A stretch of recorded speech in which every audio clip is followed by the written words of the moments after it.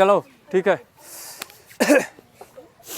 तो सुनो सब लोग ध्यान से, हम लोग आज पढ़ेंगे न्यूटन का नियम। क्या पढ़ेंगे?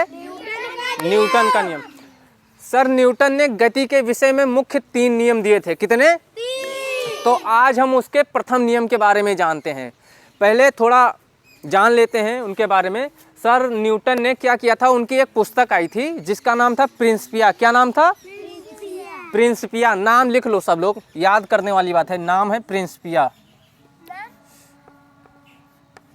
प्रिंसिपिया ऐसे हिंदी में लिख दे रहे हैं ताकि लिख लो प्रिंसिपिया। अंग्रेजी में लिखना है तो ऐसे लिख दो प्रिंसिपिया। ठीक है, प्रिंसिपिया। उनकी एक पुस्तक आई थी, ये आई थी लगभग 1686-87 में। कितने में? 1686-87 में उन्होंने गति के नियम के बारे में इस पुस्तक में लिखा था। ठीक है, उन्होंने बताया था कि गति के मुख्य जो तीन नियम थे वो इस पुस्तक में उन्होंने इसके बारे में लिखा था। ठीक है, अच्छा तो आज हम लोग पढ़ेंगे कि गति का प्रथम नियम क्या कहता है। गति का प्रथम नियम क्या कहता है, तो ठीक है सब लोग ध्यान से देखो। गति का प्रथम नियम ये कहता है कि यदि कोई वस्तु विरामावस्था में है अथवा कोई वस्तु गति की अवस्था में है, गति की अवस्था में है, ठीक है, तो वह तब तक उसी अवस्था में रहेगी जब तक कि उस पर कोई बाह्य बल ना लगाया जाए। समझ गए?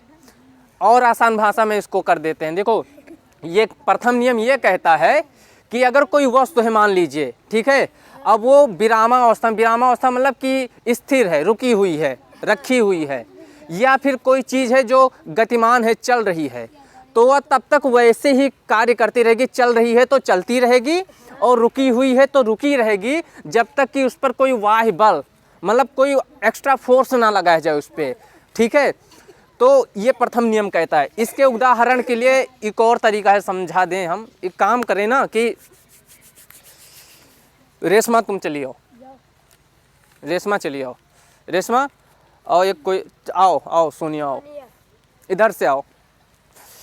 देखो रेशमा का ठंड देखो, हो ऐसे करो, ऐसे देखो। सुनो, ये है, इनका नाम है मोटू पतलू। मोटू पतलू, मोटू पतलू बताओ। चलो ठीक है, अब इस नियम को समझने के लिए आसान, ये समझ लो कि इधर आओ सोनिया, ऐसे है, उधर खड़ी रहो, ऐसे खड़ी रहो। ये सोनिया है, ठीक है। पहले यदि कोई वस्तु विरामावस्था में है, मतलब ये विराम मतलब रुकी हुई या स्थिर, ये किस अवस्था में है? विरामावस्था में है, ठीक है। और अथवा कोई वस्तु गति की अवस्था में, तो पहले विरामावस्था समझ लेते हैं। ये विरामावस्था में है, ये कह रहे वह उसी अवस्था में तब तक रहेगी जब तक कि कोई बाह्य बल उस पर कार्य ना करे, मतलब कोई बाहरी बल उस पर अगर ना लगाओ तो ये उसी अवस्था में तब तक रहेंगी। ठीक है, अब जैसे ठीक है ऐसे, अब इनको थोड़ा सा तुम धक्का दो, थोड़ा सा धक्का दो। अरे अरे हाथ से दे सकती हो, खड़ी हो जाओ, खड़ी, थोड़ा ऐसा देना कि गिरे ना, धक्का दो। देखो हाँ थोड़ा आगे हो रही है, और थोड़ा जोर से दो, बस ठीक है। बस समझ, बात को समझो, ज़्यादा तेज धक्का दे देंगी तो ये गिर जाएंगी। बस इधर देखो सोनिया, अब अभी देखो सोनिया खड़ी थी ना, ये आराम से खड़ी थी, लेकिन जब इनको धक्का दी तो थोड़ा आगे पीछे हुई। क्यों हुई? क्योंकि इन पे एक बाहरी बल लग गया, बाहरी फोर्स, इन पे बाहर से एक बल लगा जो इनको क्या हुआ, धक्का दे दिया, थोड़ा ये आगे चली गई। ठीक है, तो ऐसे में ये स्थिर अवस्था में है। ठीक है, अब एक काम करो, दूसरी चीज़ है, इधर आओ सोनिया, सोनिया इधर आओ, अब उधर से आओ, आगे जाओ रेशमा। अभी काम करो, देखो रेशमा हमारी तरफ आएंगी और तुम ये कोशिश करना, ठीक है, कि तुम रुकना मत, उस पार तक जाना है। आओ हाँ, लेकिन ये जा नहीं सकती। क्यों? क्योंकि इनकी अवस्था जो थी गति में थी। क्या थी? ये उस पार जाना चाहती थी, लेकिन इस पे एक फोर्स लग गया, एक बल लग गया, जिसके कारण ये रुक गए। ये कितना लगता है, क्या लगता है, जब जड़ा तो हम अभी पढ़ाएंगे तो उसमें बताएंगे, लेकिन ये दो चीज़ सिर्फ समझाने के लिए थोड़ा बता दिए कि कहने का मतलब है कोई चीज़ अगर रुकी हुई है। तीसरा चीज़ और है कि जैसे मान लो ये डस्टर है, ठीक है, सब लोग ध्यान से देखो, ये किस अवस्था में है?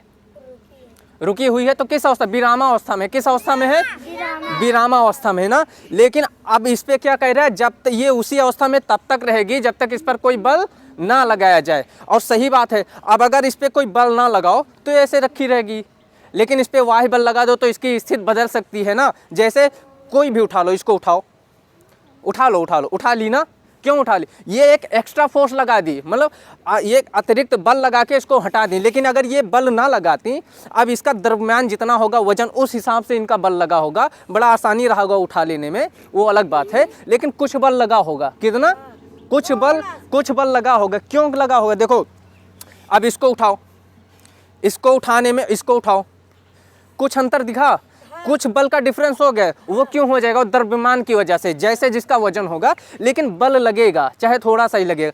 तो ये चीज़ समझ गए कि प्रथम नियम ये कहता है कि अगर कोई चीज़ विरामावस्था में है या रुकी हुई है या फिर वो गतिमान है, चल रही है, तो तब तक चलती रहेगी जब तक कि कोई उस पर बाह्य बल ना लगे। ठीक है, दूसरा एक और उदाहरण समझो।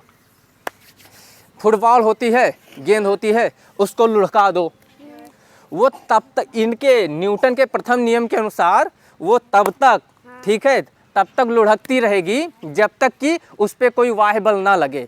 तो अब एक कन्फ्यूजन हो जाता है कि गेंद तो कुछ दूर जाके रुक जाती है, गेंद रुक जाती है ना, लुढ़का दो तो क्यों रुक जाती है, उस पर भी बल लग रहा है, उस पर बल लग रहा है। पृथ्वी का, देखो गीता का उत्तर से, घर्षण बल पृथ्वी का लग रहा है। क्या लग रहा है, घर्षण बल लग रहा है। हमें लग रहा है कि कोई बल नहीं लग रहा है, पृथ्वी का घर्षण बल लग रहा है। चुप रहो बाबू, हाँ, तो पृथ्वी पे क्या हो रहा है, घर्षण बल लगता है, इसलिए जाके रुक जाती है। ठीक है, तो ये चीज़ क्लियर हो गई कि प्रथम नियम क्या कहता है, कोई चीज़ स्थिर होगी तो तब तक स्थिर रहेगी, गतिमान है तो गतिमान रहेगी, उसको रुकने के लिए या चलाने के लिए एक बाह्य बल की आवश्यकता होती है। समझ गई सोनिया, पक्का, चलो ठीक है। तो ये चीज़ समझ में आ गई कि क्या होता है। हाँ, जिसको लिखना है लिख लो, फिर आगे चीज़ बताएं। जिसको लिखना है लिख लो।